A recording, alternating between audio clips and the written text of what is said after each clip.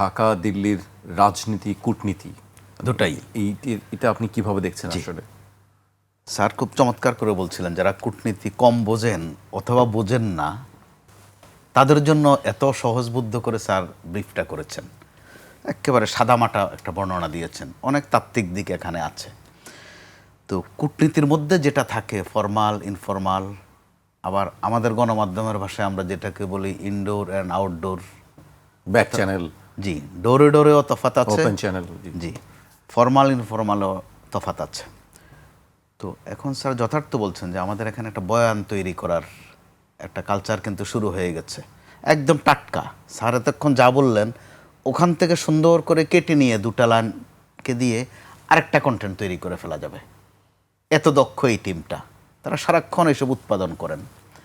গত দুদিন ধরে কিন্তু একটা ঘুরছে যে আমাদের প্রধানমন্ত্রী তারেক রহমানকে যদি নিতে পারে ভারত, ওনাকে ওখানে আটকে রেখে আগের প্রধানমন্ত্রীকে ঢাকায় পাঠিয়ে দেবে। অর্থাৎ গ্রাহক আছে, কাস্টমার আছে, এসব জিনিস কোথায় অটো কার্ডও হয়েছে, ভালো চলছে। অর্থাৎ এখানে এইসব তথ্য অপতথ্য আধা তথ্য মিলিয়ে এ ধরনের কন্টেন্টের একটা বিশাল বাজার। অর্থাৎ তো এই সুযোগটা তারা কেন পায়? যেহেতু সবাই কম বেশি বিষয়টা বোঝে, আর তার চেয়ে বড় কথা ঘটনা তো একদম টাটকা, 24 আর 26 সময় বেশি তফাৎ নয়। তো যেখানে কথা আসছে যে ভারত আমাদের সাথে সম্পর্ক উন্নয়ন করতে চায়, এখানে কিন্তু একটা ধাপ আমরা পেরিয়ে যাচ্ছি। উন্নয়ন তো পরে, আগে হচ্ছে স্বাভাবিক করা। সম্পর্কটা কিন্তু স্বাভাবিক পর্যায়ে নেই। তো এই স্বাভাবিক করার প্রধানত এবং প্রথমত দায়িত্ব ভারতের, কারণ বাংলাদেশের সাথে সম্পর্কটা অস্বাভাবিক ভারতই করেছে। বিস্তারিত না গিয়েও বলতে পারি, আমাদের যিনি প্রধানমন্ত্রী আছেন এখন, মোটা দাগে এখন তিনি থার্ড ইনিংসে আছেন কূটনীতির প্রশ্নে। ক্ষমতায় এসে তিনি আগে কোন দেশে যাবেন খেয়াল করে দেখুন, এটা নিয়ে কয়েকদিন কিন্তু কথা চালাচালি হয়েছে। এরপর এখন আপনি তথ্যগতভাবে বলতে পারেন যে আগে তিনি মালয়েশিয়া গেছেন, আসলে ফাংশনালি আগে তিনি চীন গেছেন, মালয়েশিয়া হয়ে চীন গেছেন। তো মনে করুন শেখ হাসিনা যখন সর্বশেষ চীনে গিয়েছিলেন ক্ষমতা থেকে বিদায় হওয়ার কয়েকদিন আগে, তখন রাষ্ট্রীয়ভাবে বক্তব্য ছিল যে প্রধানমন্ত্রী শেখ হাসিনা যে চীন যাচ্ছেন এতে ভারত কিছু মাইন্ড করেনি। এটা জানানো খুব দরকার হয়ে পড়েছিল। বাংলা কিউআর যেখানে নগদ পেমেন্ট সেখানে সারা দেশে 10 লাখেরও বেশি মার্চেন্টে নগদে পেমেন্ট করুন খুব সহজে। যে তিনি চীন যাবেন ভারত এতে মাইন্ড করেছে কিনা। তো স্যার যথার্থ বলেছেন, ডক্টর ইউনূস আমল থেকে কিন্তু আমাদের কূটনীতির মধ্যে একটু ধারাপাত্তা একটু একটু করে স্পষ্ট হচ্ছিল, খোলাসা হচ্ছিল। অর্থাৎ ইনডোর কমে গিয়েছিল, আউটডোরটা একদম পরিষ্কার। ডক্টর ইউনূস যে ভাষায় কথা বলেছেন একটু একটু করে বলতেন, এই সরকার এসে কিন্তু আরও পরিষ্কার করছে। তো প্রথম ইনিংসটা বললাম এই কারণে যে চীন সফর।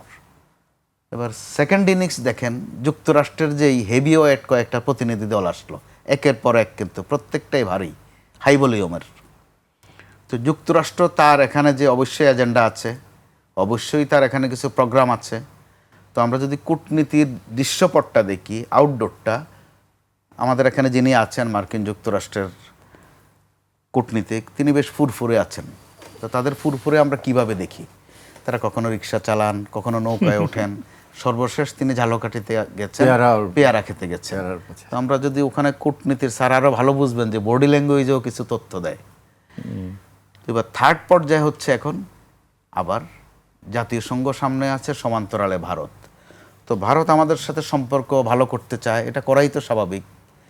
যদি এমনটা হয়ে থাকে যে ভারত তার কৃতকর্মের কিছু অনুশোচনা করছে, যেটা তার পছন্দের দল আওয়ামী লীগ এখন পর্যন্ত করেনি, খাস পছন্দ, এখন পর্যন্ত কোনো অনুশোচনা নেই, কোনো ভুল করেছে ওই ধরনের দুঃখ প্রকাশও নেই। আর ক্ষমা তো আরও পরের বিষয়, ক্ষমা নাও চাইতে পারে, রাজনীতিবিদদের ক্ষমা চাইতে হয় না, আজ পর্যন্ত চাইতে হয়নি কারো।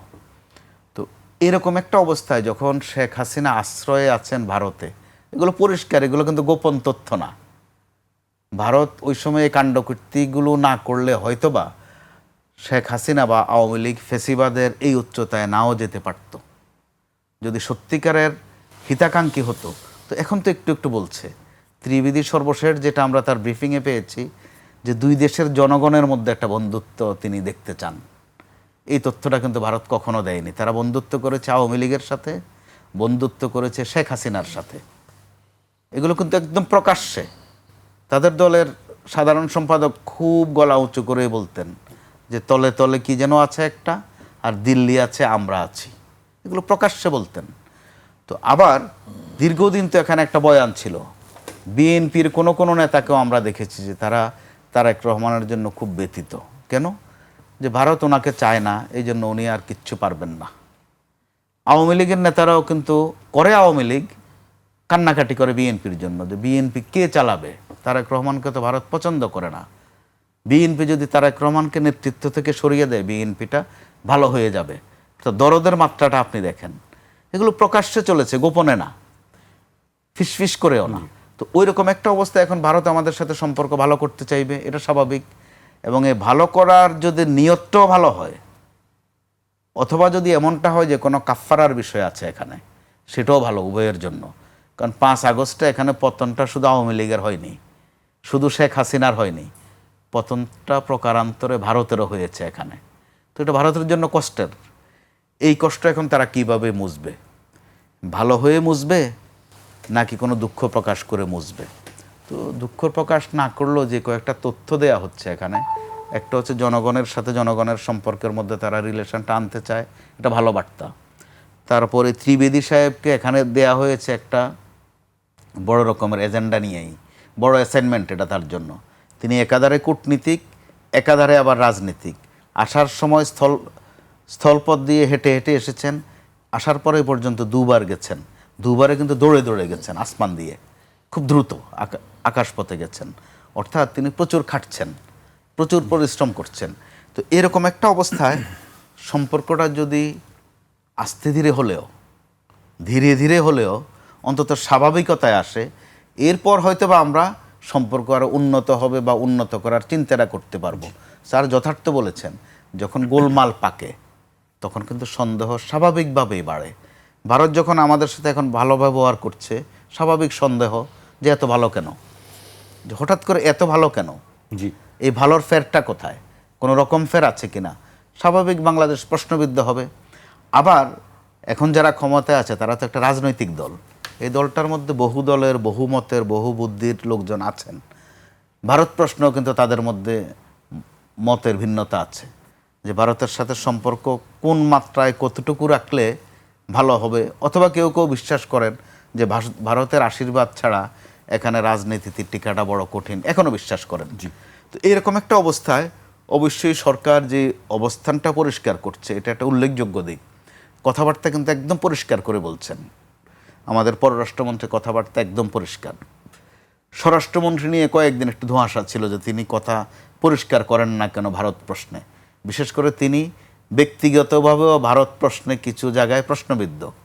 তার নামের সাথে একটা শব্দ, ভারতের একটা জায়গার নামও উল্লেখ করা হয় বিশেষ কারণে। ওই জায়গায় তিনিও কিন্তু কথাবার্তা সম্প্রতি ভারত প্রশ্নে খুবই পরিষ্কার করছেন। তার মানে হচ্ছে বাস্তবতার এমনই এক নিষ্ঠুরতা যে এখানে আধা কথায় আর হচ্ছে না, ইশারা ইঙ্গিতের কথায় আর হচ্ছে না, জি, পরিষ্কার করে কথা বলতে হচ্ছে। যেটা আমাদের পুরান ঢাকায় বলে যে ঝাড়া কাশি দেওয়া, যেটারে বাংলাদেশ কাশিও আসলে পরিষ্কার করতে হবে। তার অবস্থানে স্পষ্টভাবেই বাংলাদেশ জানিয়ে দিয়েছে, জি, একাধিকবার জানিয়ে জানিয়ে দিচ্ছে। দিয়েছে।